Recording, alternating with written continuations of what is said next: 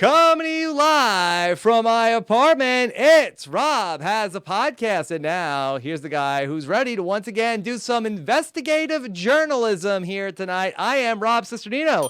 Hello, everybody. Welcome back to night number 2 of Celebrity Big Brother, the show that's taken America and the world by storm. Everybody is talking about Big Brother celebrity. And here we are to talk with our panel, our foremost Big Brother celebrity experts and people who at any dinner party would be the most popular people in the room because they know about what's going on Celebrity Big Brother. First, let's welcome back to the podcast here tonight for the first time in Celebrity Big Brother, Melissa Deni. Melissa, how are you?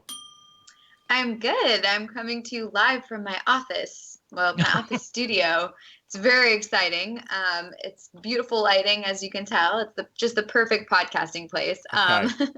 I feel very in the know right now. Everyone's talking about Big Brother, which never happens. Yes, so I know. This is wild. This is unprecedented. This is incredible. And Melissa, very nice to see all of your accommodations from the Big Brother live feed universities that you've attended. Yes, very, very impressive. Of course, a man with a PhD in Big Brother, Brent Wolgamott. Brent, how are you? I'm doing great. I'm feeling a little bit small, Rob, because I see all of those diplomas and certificates on Melissa's wall, and I have Patty LaPone. Yes. All right. So here we are back again, and we are streaming live.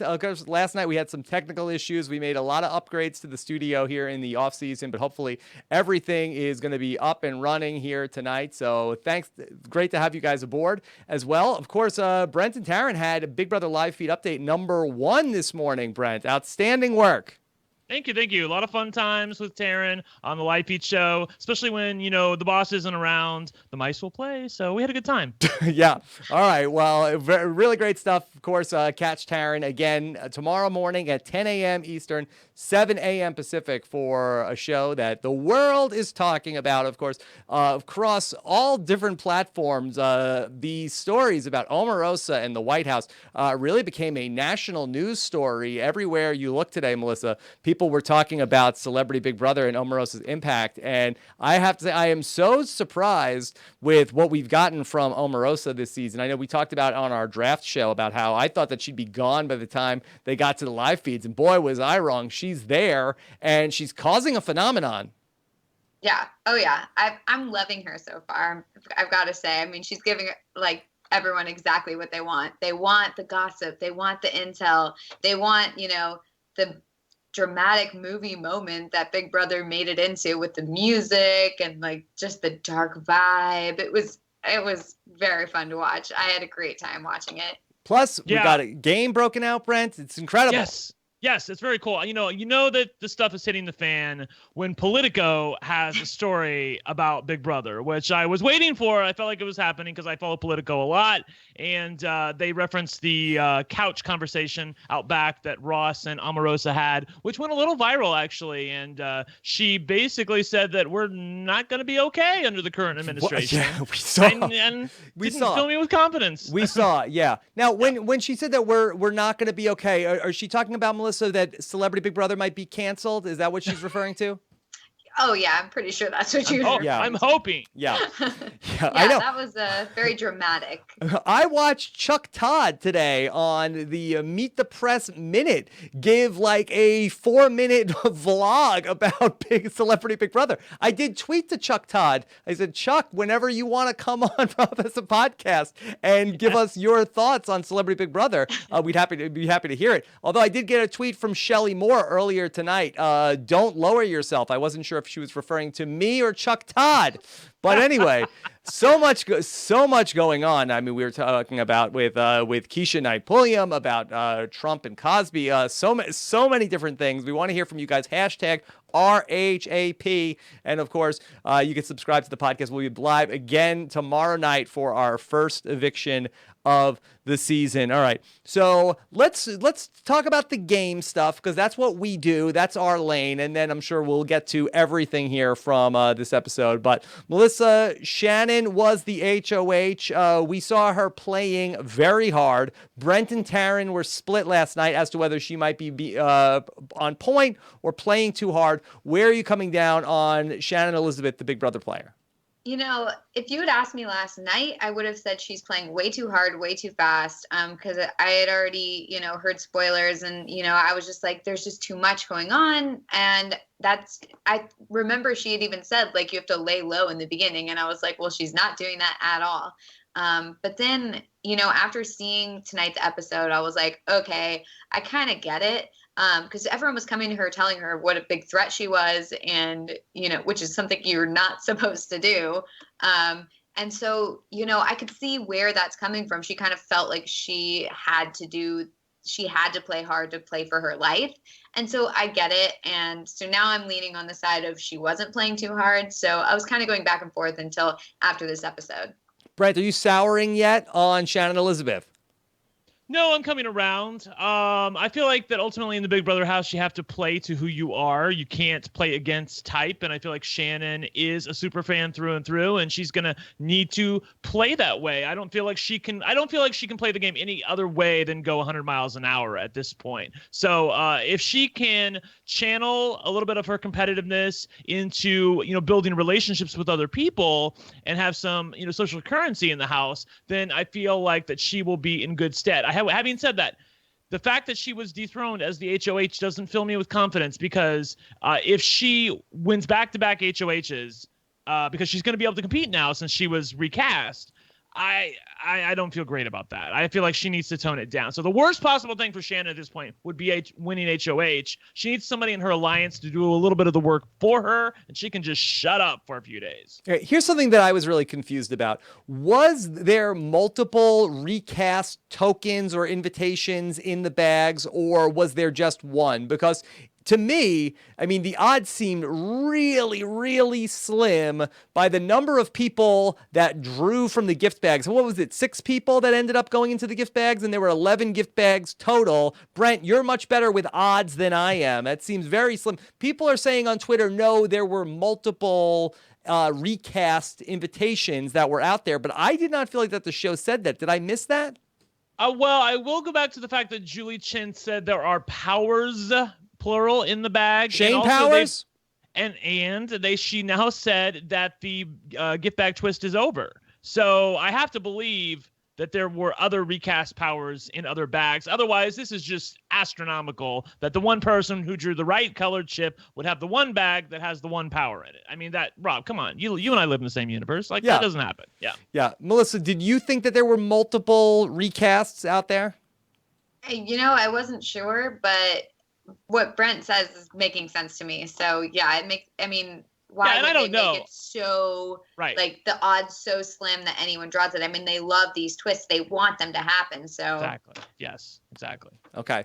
All right. So we see Keisha, who ends up being the person to pull the trigger on the greatest new alliance out there, Melissa, the Celebrators. Sadly, it was a short reign for the brand new alliance with James and Chuck. I know. How about the Celebrators? How about that? Yeah. That horn sound, it's just like you already know what they want you to think about it, and that it's like a total bust. It was like womp womp after every single one. It was great. Yeah. But bad. Brent, you're out on the Celebrators? I'm out. That is, did he actually think that sounded cool? We're going to celebrate till the end? So that's what he said? He's like, we'll celebrate at the end if we make it. It's like, the whole point is you're supposed to be like, we're going to make it. Yeah, it was just terrible. It was really, really poorly thought out. And I don't know what to think of James at this point. He seems like a nice guy. He didn't go for the gift bag twist. He held up his end of the deal with Shannon. He seems like he's on the up and up. Like of the guys who are in the house, he feels like he's the one who's probably the most honest at this point with Shannon. And yet she seems like she really wants him out. So I don't know. Yeah, Melissa, you and I were discussing, it was about a week ago tonight, where how big of a douche James was going to be. To be fair, I never said douche. Yes, I said okay. he was smarmy. Smarmy. Brent might have thrown the D word around. And Yes. so I thought he was going to be a nice guy. For the record, I've been 100% wrong with all my predictions as per usual. I thought there'd be so much drama going on in the house. I thought that James would be under the radar. Nobody would be worried about him, but he has sort of proved himself to be at least enough of a competitor, not to mention that maybe he rubbed a couple of people the wrong way, that he has made himself into a very large target, which is not what Brandi Glanville thought about his nether regions, Brent. Yeah, oh yeah, now I know what you're referring to. I was like, there were a couple of different things that happened with, in my defense, there were a couple of different things that have happened with nether regions with this cast over the last couple of days. So yeah, so I was thinking about that. One thing I will say that I hadn't really considered, and this isn't really spoiling, but the fact that Omarosa and James had a conversation today, and he was, pleading to her a little bit, and she was saying, to a couple things. The fact that you crawled right up on the shoulders of that award thing when everyone else stood on the bottom was a little intimidating, which I had not even considered for a moment. And the fact that Omarosa is aware of the fact that this is one of the oldest casts in Big Brother history, and he is a young buck, and they are really intimidated by him. And that was sort of, that totally went over my head just looking at this cast. I really thought it was because he was a little bit of a douche maybe at times, and people were just looking for an easy guy to get rid of if he was lower on the celebrity chain. But it really does appear that is, at least in part, why he is in trouble. Yeah, certainly. And I think that Brandi does seem to have a good hate into him. When Shannon came back and revealed that James was concerned that he was going to have to wear a leotard, this was Brandi Glanville's theory. He might be worried about the small outline of the situation. Let's be clear. Why else, if he's got 0% body fat, why else would he care? Yes. Now, Brent, I heard on the Taryn show that you would not mind wearing the leotard. I would not mind. Thank you, Rob. Yes, I appreciate that. Yeah, I would not mind wearing the leotard. I've actually done a couple of Halloween costumes, like the Flash and I think I did Captain America one year. Yes. I don't know. I can handle stuff like that. Spandex is my friend, Rob. Okay. Maybe not for my body, but it's definitely my friend. See, James doesn't want to do it, Melissa. Yeah, I don't know. I mean, that's a huge part of Big Brother to wear the leotard. So I think that Melissa, they were really being hard on him though. I mean, he was just trying to make it. He was just trying to make light conversation. He was trying to be fun. He really wants to open the gift bag, but he's trying to, be funny about it. Hey, I don't want to end up in some leotard. Yeah, come on. Of course I'm not going to open the bag. That's all he was saying. There was no substance to what he said whatsoever. And they really, but again, it just shows in the Big Brother house, you say something, it can be twisted by other people and they can make it into what they want it to be. Yeah. Yeah. I think that, I think people just don't know how to take him. I feel like I can't even determine how to take him. I don't know whether I should be taking everything he says seriously and be like, wow, what a jerk. He's so annoying. Or if I should be like, oh, he's just being sarcastic. He's being funny. And it's hard to tell because we don't know him at all. So, or at least I don't. I don't know him at all from anything. We know you had it right the first time. We don't know him at all. So it's hard to tell whether he's being sarcastic and funny or serious. When he made that comment about how you have the best fighter and the greatest guy or whatever he said, and he's like, and also you have Chuck Liddell, and I thought that was really funny. But then he said a comment 2 seconds later, and I was like, okay, I can't tell if he's being funny or if he's being serious. Yeah. So I don't know, but I will say Big Brother is heavily relying on him as their narrator. Yeah, he's a bit of an enigma, Rob. I really don't know, and I don't think Big Brother knows how to how to play him at this point. On one hand, they're giving him the funny music with the Celebrators and all that. They're definitely poking fun at him. On the other hand, they're trying to show instances where he is definitely making an effort to be serious about the game, and he doesn't want to go home. Yeah.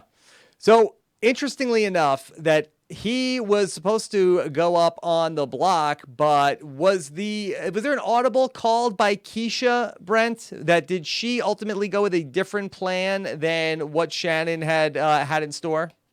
No, I mean, as far as I can tell, and remember, this is the part of the time where we didn't have total feeds. It looks to me like that she made the exact same nominations that Shannon was going to make. She just did it herself. So Yeah. I'm sure if you opened up Shannon's nominations or her keys that were in the box, it was going to be James and Chuck in some order. And this is the part in time where I would like to talk to you guys about the fact that do I think that Shannon was being a little too gamey in the first part of the season? I mean, like, I realize the give back twist is probably something that she's fearing, but to actually go to them in the first week, the first HOH, and lie to them, and you have a feeling this is going to get out, that she was lying to them about the fact that she was basically just wanting them not to open their gift bags so that she could keep power, or at least her side could keep power, and then backstab them. Like, she was always going to go after them. It was just a ploy to get them to not open their bags. I felt like that was. Maybe it was a good game move, but I feel like maybe she might have there may be consequences to pay on down the line.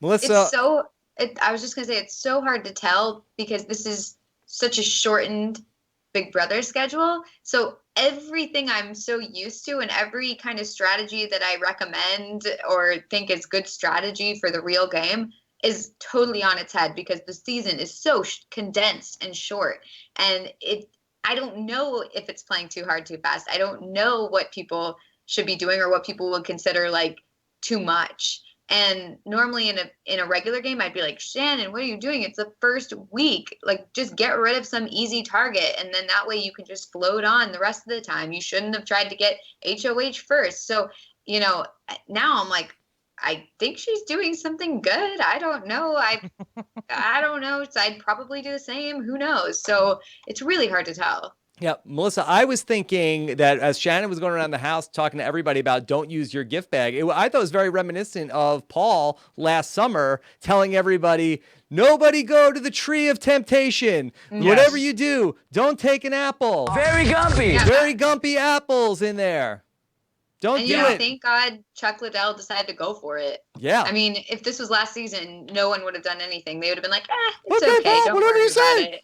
Yeah. What should we do, Paul? Yeah, tell us, please. And now this season, finally, we at least have some people thinking for themselves. Yeah. So I thought that was really fun. And we get this out of the way. This twist was kind of something that we really couldn't wrap our arms around, Brent. I'm happy that we've got this done. Keisha's the new HOH, and now we can concentrate on what's going on here. Yeah, it took like 10 minutes to explain the twist. I mean, Yeah. really, I thought it was a little bit heavy-handed on Big Brother's part. And for the drama that they got out of it, I mean, I guess it was worth it. But when you have a cast this good, and maybe they didn't know it was going to be this good, but I have to believe that they knew with a shortened season, hyperdrive Big Brother, these kind of people in the house, you're going to get a good show. I don't feel like they needed to introduce something like this. It was the BB president on Twitter who said, when you have a cast this good, you don't need to introduce twists like this. And I agree with him. I don't know if actually it's a her or him, but BB President, we love you. Okay, cool, excellent. And I agree. The man. So, you don't need the twists. Yeah. No, So- I didn't even see the point of it. It wasn't exciting. It wasn't anything. I just didn't like it. It's right up there with stand on a number, and we'll tell you what the secret number is. Yeah. So what number? What number is Omarosa standing on? Oh, 5. It's number 5. Winner. It just doesn't make any sense why they would throw all these twists in right away that don't really have much of an impact because it's just the first week. They're just Expected, throwing stuff at expected. the wall, Yeah. Melissa. They're nervous. They're nervous about the show, and they want it to be good. And so they're like, okay, we need some things. Well, give us some things that we can throw against the wall. But Get some I of feel like- Keisha's spices in there. Yeah. Mix it up. Oh God. We just don't care enough about the people yet, or at least like the episode watchers don't care about the people yet because it's been one episode, and a lot of the people are people that they probably don't know through other means, like even though they're considered celebrities. So That's interesting though that you say that the people don't care about them, that we're not as invested. But with the celebrity format, do you feel like that there is some investment? And I please excuse the American Pie analogy, but is that baked in already? That maybe people already do care about these players more than if it was a regular season. That's the thing, is I just don't think that any of these people are enough of a celebrity to have people really care about them. I don't know. I just feel like a lot of them I had to get to know, and I didn't know them at all. Like I knew them, but I just knew them from what they had done, maybe one thing they had done, or that they were like a basketball player, or that they were, a fighter, whatever. But I didn't actually know them or have any strong feelings one way or another until you start watching the show and you get more invested. Yeah. By the way, speaking of the apple pie, we are right out of the gate with Mr. Announcer Man with no chill whatsoever. And in the end, it was Shannon who tasted a victory sweeter than warm apple pie. Nope. Stop that. Don't do that. Don't say that. Don't do that. Nope. We're not doing that, announcer guy. This is not Big Brother OTT. Knock it off. This is a primetime show. This is the #1 show. We're not doing that. Let's talk about Metta World Peace, Brent. And Metta World Peace, that we had been hearing reports that he pushing the emergency button? Was he trying to get the ejector seat? Did he want to leave? We got that on the show tonight. He wants to go home because he really misses his wife, apparently. And he's got a lot of things he needs to take care of. I love my wife. I can't wait to kiss her in the mouth. Now? And her neck. Everywhere. Like 20 other places, too. 20 places. What? Just correct me if I'm wrong, but was there a point in time in the show tonight where they showed Metta and he was like waving a piece of paper behind his butt? Like he was like airing out the gas or something. Did you guys see this? Please tell me I'm not. I know I saw this. It was like he passed gas and he was Send like us the trying to get rid of GIF. it. Send us the GIF. It was definitely there. Just so it which didn't happen. I believe it was when Shannon was talking about Metta wanting to go home and like, please nominate me. And she was like, I don't think I really want to nominate you because you're not really a threat to me right now. So I'm waiting for the chat room to tell me I know what I'm talking about. Yes, see people in the chat room say, I know. Yes, it happened. So I knew that. I knew it was there. Okay. Melissa, tell me about, what do you think of this idea to keep Metta World Peace in the house against his wishes? Will that work? Do you like that? I don't necessarily like it, but I see why you do it, strategy-wise, because, you're competing against someone who doesn't care, so they're not really competing. But it gets kind of frustrating to watch as a viewer. So I get why you do it, but I don't like it. Yeah, I think it's a bad look, but on the other hand, I agree with them that they shouldn't use their power. I mean, you worked hard for this power. You're really going to use it on somebody who wants to go home, who might go home anyway. Keisha worked very hard to get this power.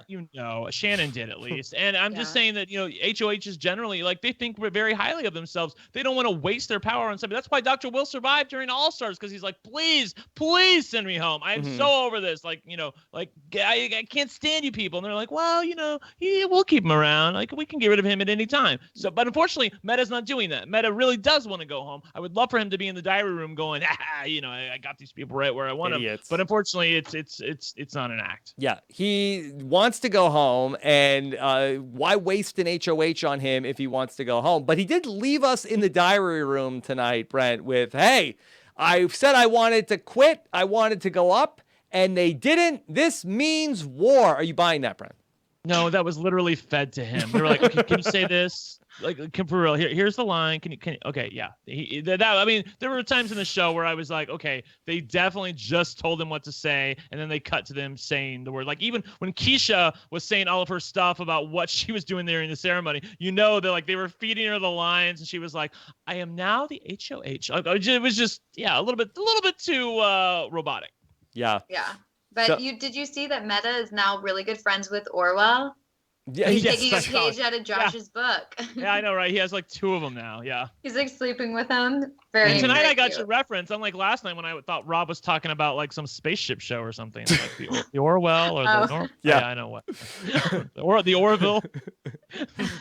So Mark McGrath tonight, that he is somebody that we were all high on coming into it, and Melissa, that he had a conversation with Shannon, and he told her something that Shannon didn't want to hear. She asked, who do you think are the biggest threats in the game? And he said, well, obviously you're one of the biggest threats. She's like, this is a bad move. Why are you telling me I'm one of the biggest threats in this game?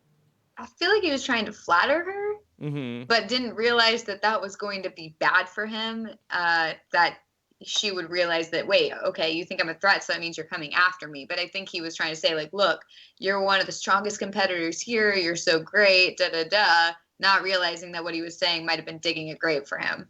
Yeah, I feel like at this point, Rob, he needed to also include himself in that. Like, if he's going to say to Shannon, I feel like you're one of the biggest threats here, he also needs to make sure that he says, and me, I feel like that we're both in the same boat. Like, I'm very capable. I know the game. He needed to appeal to her as I can protect you, keep me in the game. And of course, he hasn't ultimately been nominated, at least initially. But I don't feel like that was a good look, because if he says to her, you're the biggest threat and I'm not, then obviously she's going to fear you that you're going to want to get her out. Yeah. I think he's in a really tough spot at this point because, they went into it with the guys totally outnumbered by the girls. So the second the girls decided, like, hey, let's just join up and be together, and then they, bring Ross into it, then the guys are kind of out of it. And now that a guy who's probably going to be leaving this week or potentially going to be leaving this week, that's another guy down. And it's just, he's in a tough spot because how is he supposed to break into that? The girls are bonding for certain various reasons that he's not a part of. He can't do anything right now. He needs to just be charming, be funny, not worry about the game. Let them send home James, let them send home Chuck. Maybe Ross gets, in there for playing both sides, maybe Metta quits, and then everybody starts to turn on each other and worry about who's with who has side deals, and then Vanuatu, Chris Doherty can slip in there and the back play door them against each other, right? That's right, and just play his way to the end. I think that's probably his best bet at this point. Yes, and if Ika ever interviewed Chris Daughtry, then he could tell her that he knows what the back door is in Survivor and Big Brother. So let's talk about Chuck Liddell. Whatever. Yes, we know who. Okay, sorry. All right. Yes. Don't be like Brandi Glanville talking about the music industry. Brent. Sorry. I thought I said it wrong. Sorry. Go ahead. Who knows how to say it? Okay. Let's talk about Chuck Liddell, because I think that Chuck did come off as a sympathetic figure in the game. I think we thought that he's going to come in like a real meathead and, like a bull in a china shop. But he really has garnered some goodwill, I thought, Melissa. Do you think that Chuck has a chance to get out of this situation that he's in, being on the outs of this women's alliance? Oh, I definitely think so. I mean, I think things could change in like a day. I could totally see all the girls turning on each other. I would love to see the girls take it all the way to the end. That'd be awesome to see. But I don't necessarily see that happening. And I think that Chuck bonding with everyone and having, his being more of a sensitive guy, I guess, or having that sort of sensitive side, or the fact that he's willing to, put the face mask on, I feel like that's going to allow him to connect with the girls more. And I think that they could totally bring him in, especially if he starts winning things and they feel like he could be a good meat shield for them. So I don't think that he's dead in the water at all. Yeah. All right. Let's talk about some of this Omarosa stuff, because really, Omarosa, I've never been more happy to be wrong about something in my life. I thought that she was going to come in and just be a real sourpuss and be horrible to everybody and just want to be out of there. But no, Omarosa has a whole new image, a whole makeover. Is it real? Is it not? Who knows? But it's really exciting stuff, making national headlines, of course. Brent, at the White House press briefing today, the person, I think he was like a deputy press secretary. I'm sorry, I don't know his name. Not Sarah Huckabee Sanders, but there was, he was asked about Omarosa and the comments that she made, talking about how that, people should be very afraid right now. And they asked her, and the response was, hey, we fired her 3 times before, and we fired her a 4th time. And I didn't know that the Celebrity Apprentice and The Apprentice was part of the United States government canon. Yeah, it's just one big reality show at this point, right? I didn't know. That's all there is. I didn't know. Hey, could we get that George and Carolyn, Melissa? You remember them? That they were really on the ball. Where are they? Could we get them? Who? George and remember that in the beginning in the Celebrity Apprentice, like Trump's George and Carolyn. Oh yeah, remember yeah. They seemed like they were really steady at the wheel. Yeah, what the heck? What happened? Where are those guys? Yeah, no, they were recast, Rob. they got recast. Keisha pulled the bag out. And sorry, George and Carolyn. Okay. Now it's Don Jr. and Ivanka. All right. So there were these two scenes in the episode tonight. So the one that had made the national headlines was the conversation with Ross and Omarosa in the backyard. I'd actually like to talk about that one second, but I'd like to talk about the conversation with Shannon and Omarosa, and then where we bring Keisha into this. And I thought this was really fascinating, because Shannon is talking with Omarosa, and Omarosa says, hey, look at me. I'm a loyal person. You can trust me. Look at how loyal I was to Trump, and I lost so much because I've been very loyal to this one person. I was very loyal to this man, and then I've lost all these other relationships in my life. Everybody's mad at me because I was with Trump, and then even the people that like Trump don't even like me anymore, all because I was loyal, and this was a big mistake. And then here comes Keisha to talk about this. And Brent, I didn't really see this angle coming in the game, where Keisha was going to say to Omarosa, like, hey, where do you get off working for Trump? That how could you go out there and do this? And I thought Omarosa made a very fair point of, look, I stood by a person that I knew. I remain loyal. Yes, maybe I was in the eye of the hurricane. I didn't know what was going on here. But isn't that exactly the same as you with Mr. Cosby? And I want to play that clip because I thought it was such an interesting conversation. And I can say this, since you're asking me, you stood strong by somebody who you have known and have been loyal to and have known for a long time, who has supported you. Mm-hmm. And people judged you for that, but only you know your inner workings of your relationship with Mr. Cosby. Yeah. Oh, wow. That's the same thing with me and Mr. Trump. Yeah, same thing. It's not something that can be minimized. It's comparing apples to oranges. Hey, Keisha, hold on a second here. I see what you're trying to do here. Trying to say that Bill Cosby is the apple and our president is the orange. Not funny, Keisha. Don't appreciate that. Saw that little subtle dig that you tried to make. Don't do it, Keisha. Well, obviously, when she was talking about, well, you support a guy, he supports you. He doesn't support her very much because he could have saved her during the first week of The Apprentice when Trump got mad at Keisha for not going to Mr. Cosby to try to get some money for the charity. And that's where this all gets lumped together, Melissa, but if you remember back to Keisha's season of The Celebrity Apprentice, that Keisha has an axe to grind with President Trump, that he fired her because she wouldn't call Bill Cosby to get money for the charity. It all comes full circle. Everyone's connected. Yeah. No, it's I gotta say Omarosa had a fair comparison. She had a good point. I'm very impressed with Omarosa. I mean, I think that I've always thought that she's really well spoken, and I think she's really intelligent. She's very calculated. So I have no idea. I mean, this is probably all just like a ploy to get people to like her again. Who knows? No, maybe not again, but just like her and feel sympathy for her. And, she's kind of getting to me because I went on her Twitter today and it was like, when I went on her Twitter today and I saw some of the responses to it, and people are so mean. They're like, literally, it's just like a ton of tweets that are just so cutting. And it's like, okay, I just wanted to look at Big Brother stuff here. Like, a lot that's of all vitriol I wanted right now. Yeah, and I couldn't even look. No one was even talking about the game. They were just talking about her as a person. Yeah. And I feel sympathy for her, I gotta say. Yeah. So this Omarosa is fascinating to watch, Brent. Yeah, I will say that I do feel like that there are elements to it that are a little bit of, I don't want to say an act, but I think she's definitely saying certain things in order to get people to like her again. I'll actually agree with what you said the first time, Melissa, that I do think that people at one point liked her very much, or at least loved to hate her. But, ultimately you like the people that you love to hate. Like Joan Collins on Dynasty. I know that's such a dated reference, Brent. But, like everyone loved to hate her because like, oh, she's so great. She's such a bitch and we love her. And I feel like in some ways Omarosa is sort of like that. And I feel like that she sort of lost her way a little bit. And something that she said that struck me really was that she stood by one friend and lost 100 others. And that really is probably an understatement. What happened to her. Right. Yeah. And a lot of people don't know that she was actually a Democrat up until 2014, She 2015. worked, I believe, for Bill Clinton. I heard her on a Howard Stern interview, and she talked about how she worked in the Bill Clinton White House, I believe. So, yeah.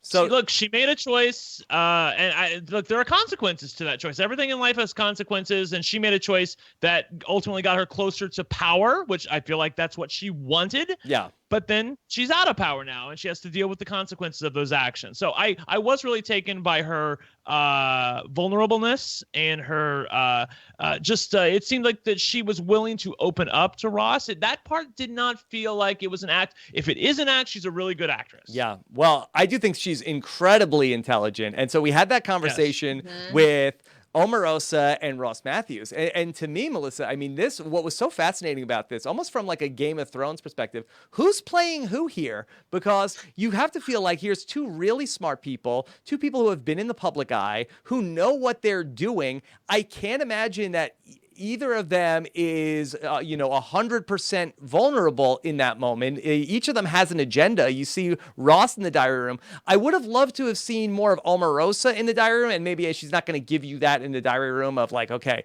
now I got everybody hook, line, and sinker. But is she playing Ross? Is she playing us? And she has that whole conversation about how she seems very upset, very concerned. That was the clip that we saw everywhere. But she said that if she had the chance, Ross asked, would you vote for President Trump? Would you vote for him again? She said, no, never, not in a million years, which in my mind, that she's so loyal to President Trump. If he was on the block, she would never vote for him, Melissa. Never. The Trump would be safe. Omarosa would not. She will never vote for him. So there's always an angle. There's always an angle, Rob. Yeah. I do feel like that this was not totally 100% honest. But on the other hand, I don't feel like any of the celebrities are being totally 100% honest with us. So why are we picking on Omarosa or Omarosa? Also, I love the fact that we don't know what her motives are. We don't know if she's being totally honest. I'm really glad we didn't see a diary room session where she's like, yeah, I got you guys, or like, oh, I'm so sad. It's so heartbreaking. I'm really glad that we have no idea, because it gives us so much more to talk about, because it's just fascinating. I don't know. I'm totally taken by her, I guess, but it's very fun for me. And when I saw that clip that they on Twitter that of the conversation between her and Ross, I was like, oh man, I can't wait for this episode. So, Big Brother's got to milk it, and I love it. So I'm all for it. Yeah, that's a really good point, Melissa, about the fact that we didn't get a diary room. And how great is that? Because we don't really know what was real and what was not, and it just gives us something to talk about. It gives us more to analyze. And, I'm normally for the diary rooms, and I don't want to hear what people are saying. But in this specific instance, I agree with you. I thought that was a good call on their part. Yeah. And I think that really there's a game going on, and we care about who wins and what happens. It's going to be, but I mean, this backstory is really captivating in terms of everything that's going on. I'm sure the network has to be thrilled with all of this. Now, Brent, it's fantastical to even imagine we're talking about this. What are the chances Friday morning around 7 a.m. Eastern time, we have a tweet coming from POTUS about Celebrity Big Brother? I certainly think it's within the realm of possibility. Look, I mean, Trump 20%. I think it's probably higher than that, actually. I mean, one thing we know about the president is he likes things that are in the in the universe, or the buzzwords, things that people are talking about right now. He wants to be like, you know what? It's because of me. If she wins Big Brother, if she makes the final two, it's gonna be, that was because of me. Everything that she's become is because of me. So I don't put it past him that he would want that. Look, we're living in different times, Rob. Yeah, we really are. 2018 is insane. This is not normal. Like, I never thought we'd have to talk about politics on RHAP. I thought that we'd just talk about Big Brother like usual, but this is crazy. Melissa, I don't like to talk about politics, but to me, I feel like, we're talking about personalities right now. Right. We're not talking about policy we're not getting into or that. ruling or anything like that. But I mean, the fact that we're talking about, will the president tweet about Big Brother? Like, that's wild. Well, Brent, he's always said, I'm a counterpuncher. And here's Omarosa, who was a loyal soldier of his for many, many years and is now out publicly disowning him on national television. And I kind of feel like that seems like the thing, unless he's getting some good advice, like, hey, maybe don't be tweeting about reality shows right now. I definitely could see there being like, Omarosa, we fired her, very sad. You have to go on Celebrity Big Brother. What a loser. Right. Yeah, definitely I fired her 3 times and then I fired her again. Andy Pfeiffer said in the chat, Trump still likes Omarosa, his cronies don't. But I don't necessarily agree with that. After the stuff that she said yesterday and the day before, I definitely feel like there's a possibility that Trump also has a little bit of a dislike for her at the moment. Okay. All right. So anything else from the episode tonight, or should we get into some of these Big Brother live feeds? Let's get into the live feeds, Rob. Okay, all right.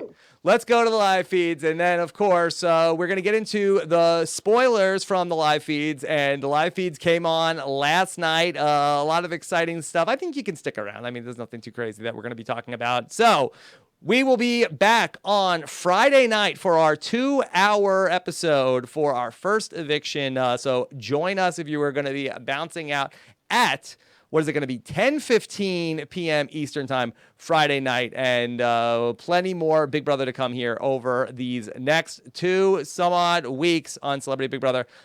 Let's get to the spoilers. I gotta hit the button. I'm so confused with everything. Okay, I have to hit the button. Where's the music? The Office of Civil Defense has issued the following message. This is a spoiler. Warning.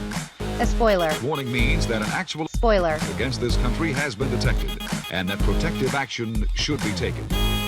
Yes, okay. All right, now we've got it all figured out.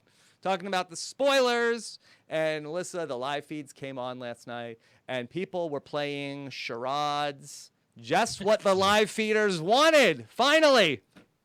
Oh God, I hate when they do these big group activities. I'm not gonna lie, I skip past the group activities because I just want to see the one-on-one talks, the strategy. I mean, if they're gonna like joke around and have fun and just talk with each other, I like that. But I just don't like these group games, ball or whatever they used to play.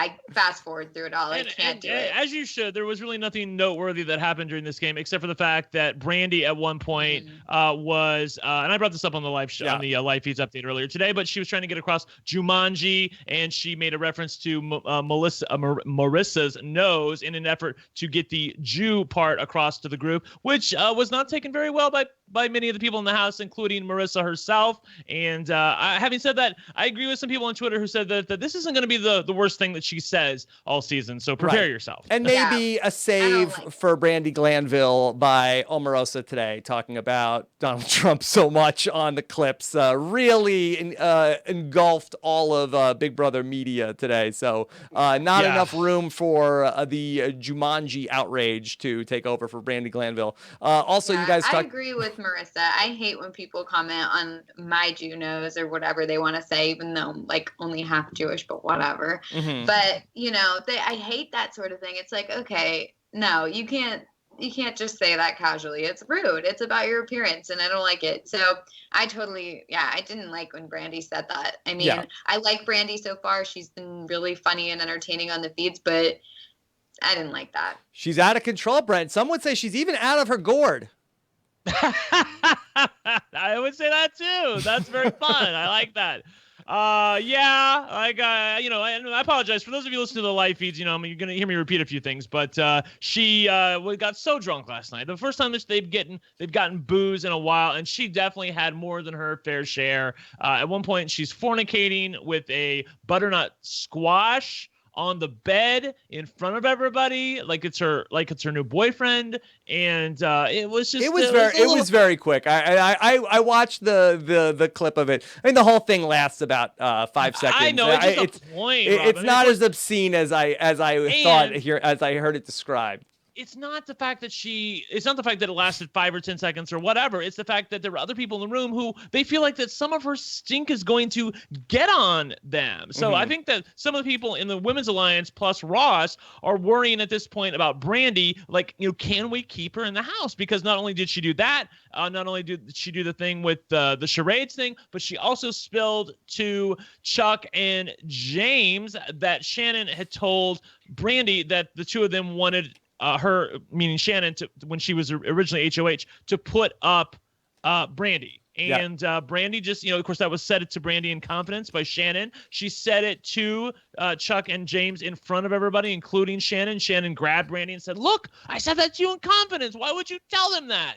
And of course, Brandi's just like, whatever. They hate you anyway, which doesn't fill Shannon with, reams of confidence. And I feel like that at this point, Shannon probably she's probably a little bit worried about Brandi because Brandi opens her mouth a little bit too much. But at least at this point, there's no more alcohol in the house tonight, at least as far as I've seen when I came on the podcast tonight. So I feel like they should be okay. Melissa, I think that this is so interesting as well, where you have this women's alliance and then you have Brandi Glanville as being part of it. And she seems to be a solid member of the alliance, but then you have that Achilles heel that everybody seems to know about, that she knows all of these secrets, and the key to the vault is a very easily accessible bottle of schnapps, and she could very easily spill all the secrets if she gets drunk. So can you keep an ally around like that? Yeah, I feel like she's very dangerous because, you never know what she's going to say. You don't know what she's going to tell. You don't know what secrets are going to be revealed. And that's really dangerous. You can't trust somebody like that. So it's kind of unfortunate because I was really liking the fact that all the girls were really, getting along together. And I liked their vibe. I thought they were all fun and funny together and I liked watching them. And the fact that she's revealing stuff so early in the game makes me very worried. Yeah, Rob, I have to just tell you really quickly before we move on from the Brandi conversation that Annie in the chat said that she said, this is so funny to me. This is very Clue-esque. It was Brandi with the squash in the HOH room. Yeah, that was so good. I love you, Annie. That was great. I agree with I almost called you Marissa. Melissa Jarrett Winoker. I know I'm gonna have a problem at this point. I agree with Melissa that it's really unfortunate because I want the women to survive. I think it'd be great if the women take it home and are the final 6. But at some point, that feels a little bit like a pipe dream when you have people like Brandi who you just can't control. Even Ross, he's trying to control her, but she really just gives 0 Fs, and because of that there's no real way to rein her in. Okay, let's look ahead to our first eviction of the season coming up on Friday. Melissa, has there been any movement one way or the other in terms of how the vote? Actually, I think as of last night, I'm not sure if we knew too much, but in terms of James being the likely target, has there been any movement on the vote front? I don't believe so. I believe James will still be going home. Yes. Yeah, he's been trying. And the one thing that they got today was they got a one-way communication where they can a messaging center where they can send out tweets to people. Right. Of course, believe it or not, James has the most Twitter followers. I think they were all stunned by that. He has 3 million Twitter followers from his time on Big Time Crunch or Rush or whatever. And James.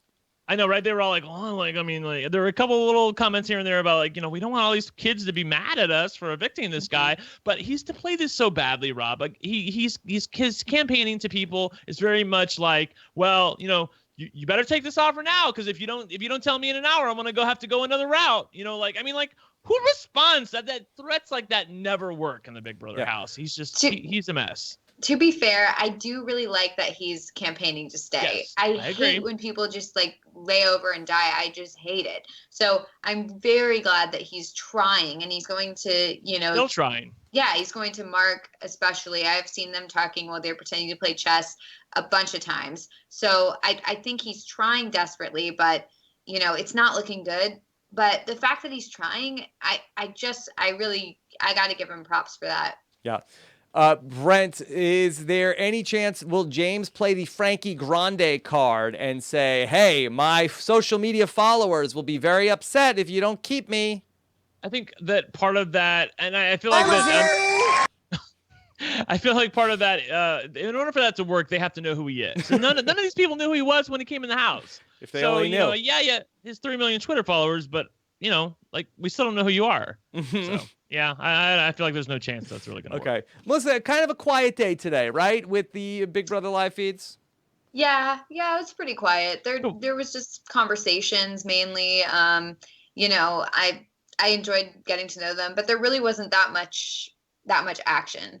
There was one thing I want to bring up is the fact that Shannon's been doing some good work in the house, but on the other hand, her paranoia can get the best of her. She had conversations with Omarosa about her relationship with Keisha, and Omarosa has said flat out to Shannon, look, if we're the final three, I'm not going to evict Keisha. You're going to have to do it. Now she hasn't said she would try to go to the final two with her, but she said, look, I'm not going to be the one to do that. She also said that about Metta World Peace.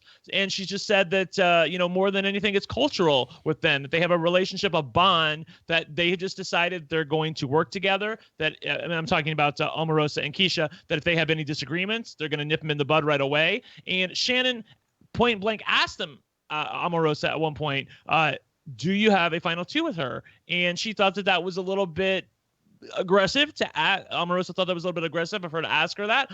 On the other hand, Keisha and Omarosa have been talking amongst themselves about the fact that Shannon probably has final twos with everybody in the house, and I think that she probably does, or at least has been doing a lot of social work with a lot of people. But I feel like at this point, like I said, Rob, if Shannon.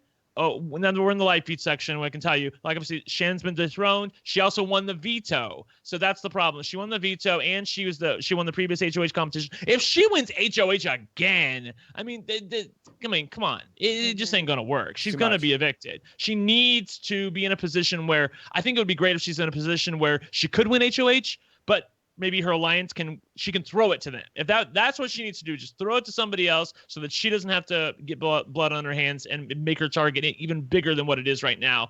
But overall, I feel like that Shannon's playing to Shannon's strengths, and she's a big fan, so I feel like she's in good stead at this point. Let me just throw something out, devil's advocate. So if they get James out of the house, I mean, what would be the big downside? I know in a regular Big Brother season, it's 3 months, it's such a war of attrition, you got to lay low, stay out of the crossfire for 60 days and then make a big run at the end. But in 2.5 weeks, I mean, could she just go and beast out and try to win everything in sight, Melissa?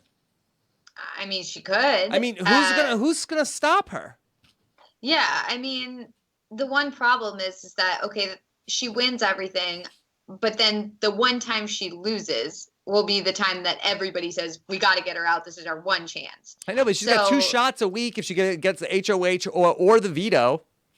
That's true, but we don't know what kind of twists they're gonna throw at us. I mean, I don't know what's going to happen because how are they going to get everyone out in these 2.5 weeks? So there's got to be something. There's going to be a bunch of double evictions, or there's going to be a triple eviction. Who knows?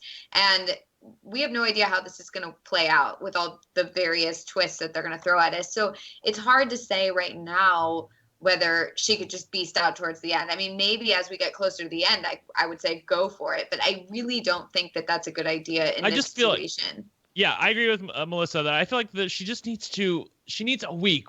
A down week where she doesn't win anything. And I hear what you're saying, Rob, but I agree with Melissa that the minute she doesn't win something, they're going to come for her. I know what you're saying about the fact that she gets 2 shots a week. Not necessarily, because if she's the outgoing HOH, she doesn't get to compete in HOH. And if the veto is some luck-based thing, they might take a swing at her. Mm-hmm. And she can be a little aggressive at times with her social game. She's doing good work. Let me be clear. She's having conversations with a lot of different people. She's had conversations with Chuck, and I feel like she has a good relationship with him.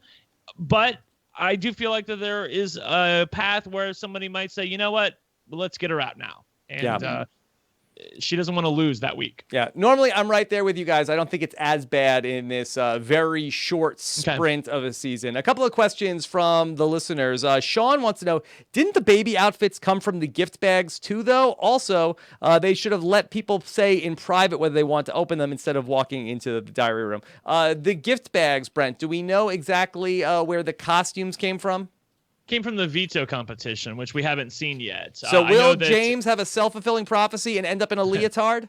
No, it's not a leotard, but they had to walk on their hands and knees. It was him and Ari who were the ones who got the punishments from the veto competition. So once the veto competition, I'm sure you're going to see, they were talking about the fact that they wanted to do double diary rooms, like Dr. Willa Boogie. So the only people who have done double diary rooms are James and Ari, because they were both cursed with the baby outfit punishment. And so I feel like we'll see that at some point. And other than that, I feel like nobody else got any punishments from the bags. The bags weren't used after the fact that the recast was opened up. If I was the Celebrities, I would have just opened up my bag anyway once the bag twist was out, just to see what was inside it, But, like when Paul opened up and saw that he had the round trip ticket.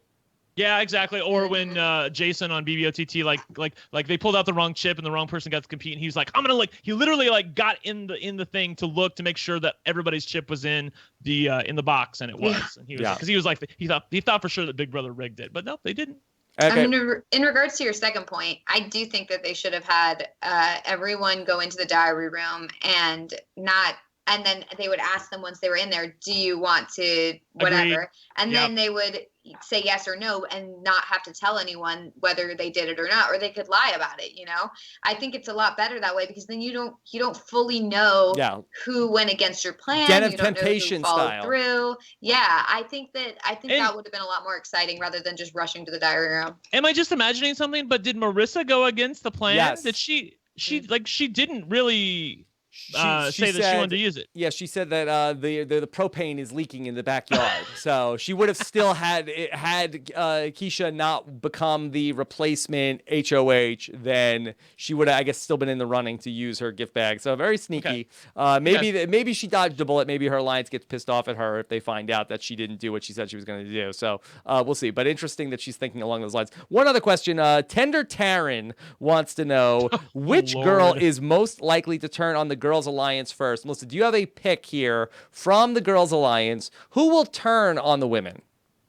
I don't know if she'll turn on all the women, but the fact that she will probably turn on the Women's Alliance as a whole would probably be Brandi. Yeah. I mean, that would be my guess, is that I don't see her turning against all the women, but I could definitely see her turning against some of the women or breaking up that alliance as a whole. Yeah. And kind of just moving on. Because if anybody were to say, like, Brandi, like, you can't drink because you're giving away secrets, or confront her about something, then I could totally see her being like, well, forget you guys then. I'm gonna go with these guys because they don't say that stuff to me. They don't care. So that's my guess. Yeah, Brent, I think it's more likely that the Women's Alliance cracks in half with maybe like a Shannon side and a Keisha side or a Ross side. I think that that's more likely than anybody defecting to go where? With Mark McGrath and Chuck? Yeah, exactly. I feel like that the split would actually be with Shannon, Omarosa, and Keisha on one side, and Ross, Ari, and Marissa on the other side. That's where I think the split would happen. Yeah, and then maybe they could pick up like Mark McGrath or Chuck or whatever male Definitely straggler is left. So, Yeah. okay, should be a fun ride. 2 nights in. Yep. Where's the stupid bell? There it is. It's great so far. I'm having a ton of fun watching it. I'm loving it. I really like the sped up version of things. Like, I mean, not that we've really seen anything really sped up yet, but I think Big Brother could do with a shorter season, as much as I love watching. But when it gets to the end and there's like 2 people in the house, 3 people in the house, whatever, it's so dull. This is so fun. So dull. It's so great. And I would love to see the U.S. adopt what they do in the British version, where shorten the U.S. long season to 65, 70 days, and then give us 2 weeks of Celebrity Big Brother before we get to Survivor in the fall. I feel like that would be ideal. Replace it. I don't want them to only do Celebrity Big Brother, which is like, I heard rumors about that, but I want them to continue doing both and shorten the regular season. I think that would be awesome. So far, so good. Ratings were great. Everybody's buzzing about it. As long as there are not major political ramifications. Like, look, a little bit of heat from the political world, I think, is a good thing for Big Brother. But if this becomes like a national major story, like front page of every newspaper, I think that's probably ends up being a bad thing. So you don't want too much heat, Brent. Yeah, no, too much heat's a bad thing. You gotta stay nice and cozy. Too much heat. Well, you want to stay warm. You stay warm, Yeah. get a little heat, little buzz. That's good. When you're sort of like a page one story for, 2.5 weeks of what's going on. That's probably, they say never again. What were we thinking? All right. So also, Doom Tribe said in the chat that they were wondering what my mom thought of the season. Yes. And I just want to say, my mom, the casual fan, our casual fan correspondent, she texted me today and said that she's loving Big Brother so far. So good ratings from Mom, and that's very important. All right. Well, so much fun stuff that we got to talk about here tonight. Thank you guys for checking out. Hopefully everything went very smoothly. Seems like everybody in the chat, no complaints about the technical production so far tonight. So happy to hear that, and really excited to be back with you guys again tomorrow night. Brent, what is it? You and Taryn tomorrow night? Yeah, you're gonna give me 3 nights in a row. Three nights in a row. What did you Crazy. guys do to deserve this? You saw that you guys. I signed up for the live feed update earlier today because I didn't think I was going to be on last night because I wasn't originally on the schedule. So I was like, well, I'm going to want to talk. I'm going to be jonesing at the mouth to talk about Celebrity Big Brother. And then I was on the show last night, and then Taryn moved me to the show tonight as well. And he's up doing something. I don't know what. He's on a date, or I don't know what he's doing. Whoa, but now I'm here. Breaking news. I just made that up. I have no idea. Everyone really mad. I know. Everyone online is going to be very sad. I know, right? And I had no idea what he's doing. So just to be clear, I'm just making stuff up. And then on a date? Oh my God. I know, right? And then I'm on with Taryn tomorrow with Rob. So it should be very fun. Double episode tomorrow. Okay, and of course, Taryn himself, the guy on the date, he will be. Who knows? Who knows? Fancy date. Who knows? Brent is starting all these rumors. Okay, he will be live on Friday morning, 10 a.m. Eastern, 7 a.m. Pacific, here on RobHasAWebsite.com. Of course, you can listen to those podcasts and our Big Brother podcast in our podcast feed. Go to RobHasAWebsite.com/BB podcast for the BB only podcast. We've got so much great stuff coming up between everything going on with Survivor, First One Out, Josh Wigler's preview series. Check those out if you haven't. Of course, if you want to go really deep with all of the Big Brother patrons that we have, of course, we have a Big Brother patron group as well. When you become a patron of Rob Has a Podcast, RobHasAWebsite.com/patron for that. All right, so much fun. Can't wait to hear what you guys have to say. I'm on Twitter. I'm at Rob Cesternino, of course. We have It's Melissa and at One Lucky Gay as well. Thanks so much. And I'll give kudos to John Reed here, producing the show here in person, switching all these cameras around. Hope you guys enjoyed it. Take care, everybody. Have a good one. Bye.